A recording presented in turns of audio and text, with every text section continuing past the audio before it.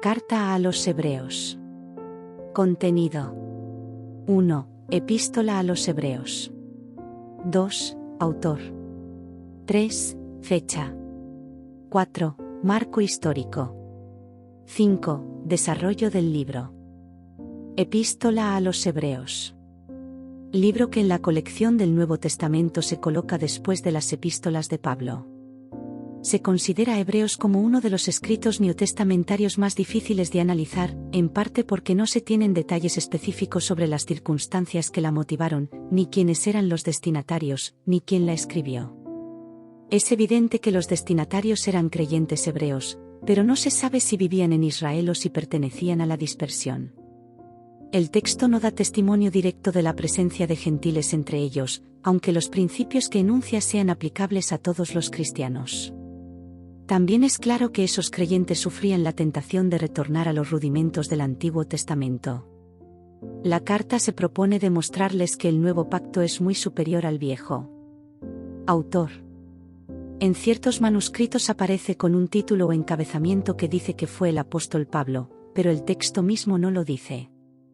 Se nota que era costumbre de Pablo declarar abiertamente su autoría en las cartas que escribía y se duda que escribiera anónimamente. Los eruditos han entendido que el mencionado encabezamiento fue puesto a causa de una tradición que no era unánime en la historia de la Iglesia, pues mientras así se pensaba en el Oriente, los cristianos de Occidente negaron la autoría paulina tan temprano como el siglo III y IV. Se argumenta que aunque las ideas son parecidas a las de Pablo, el estilo es completamente diferente. De todas maneras, se sabe que Clemente, Policarpo, Justino y otros de los llamados padres de la Iglesia la citaron. Pero Marción no la incluyó en su canon. Tampoco figura en el fragmento muratoniano. Algunos sugieren que el autor fue Bernabé. Otros que fue Poulos. No hay, entonces, seguridad sobre quién escribió Hebreos. Fecha. La forma en que el autor se refiere a actividades relacionadas con el templo podría sugerir que cuando se escribió esta carta él mismo todavía existía. De ser así, se estima que fue escrita alrededor de los años 67 al 69 después de Cristo. Marco histórico. Es probable que estos cristianos judíos sufrieran una intensa persecución, social y física, tanto de parte de los judíos como de los romanos. Cristo no había regresado para establecer su reino, y la gente necesitaba que se le asegurara que el cristianismo era verdadero y que Jesucristo era sin lugar a dudas el Mesías. Desarrollo del libro. El autor comienza señalando que Dios se manifestó antes a los padres por los profetas, pero que en estos postreros días nos ha hablado por el Hijo, pasando enseguida a explicar que esta última es la suprema revelación de Dios. Cristo es superior a los ángeles, dice, probándolo con diversas citas del Antiguo Testamento sobre el Señor Jesús como Hijo de Dios, heredero y Rey, que no se puede comparar con los ángeles, que no son más que espíritus ministradores. Él ha sido coronado de gloria y de honra tras haber gustado la muerte, cosa para la cual se encarnó. También Cristo, puesto que es Hijo de Dios, es superior a Moisés. Los israelitas que bajo Moisés no hicieron caso a la voz del Espíritu Santo cayeron en el desierto, pero el autor espera que los hermanos no tengan semejante corazón malo de incredulidad. Deben temer no alcanzar el reposo de Dios y considerar a Jesús el Hijo de Dios como sumo sacerdote y acercarse al trono de la gracia, para alcanzar misericordia. Además Cristo, como sacerdote, es superior a Aarón.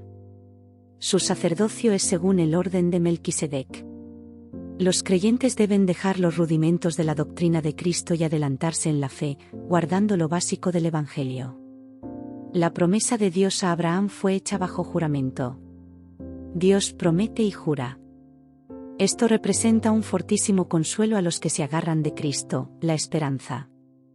Se ofrecen más explicaciones sobre la grandeza de Melquisedec, señalando las implicaciones de la decisión de Dios de hacer a Cristo sacerdote según el orden de este personaje y no por el linaje de Aarón. Esto significa el cambio de un pacto a otro. Enfatiza el rol de Cristo como ministro del santuario, pero del verdadero, el de las cosas celestiales, y declara que al decir, nuevo pacto Dios ha dado por viejo al primero, y lo que se da por viejo y se envejece, está próximo a desaparecer. El autor da detalles sobre el tabernáculo para reiterar que Cristo es sumo sacerdote de los bienes venideros. declara que la sangre de los toros y de los machos cabríos no podían quitar los pecados, pero la sangre de Cristo limpiaría sus conciencias de obras muertas para que sirvieran a Dios. El sacrificio de Cristo fue hecho una sola vez para llevar los pecados de muchos. La ley solo tenía la sombra de los bienes venideros. Por eso los sacrificios había que repetirlos una y otra vez. Pero Cristo, habiendo ofrecido una vez para siempre un solo sacrificio por los pecados, se ha sentado a la diestra de Dios, por lo cual debían acercarse a Él con corazón sincero, en pureza y manteniéndose sin fluctuar, especialmente después que habían sostenido gran combate tras su conversión. Les anima a no perder esa confianza que tiene grande galardón.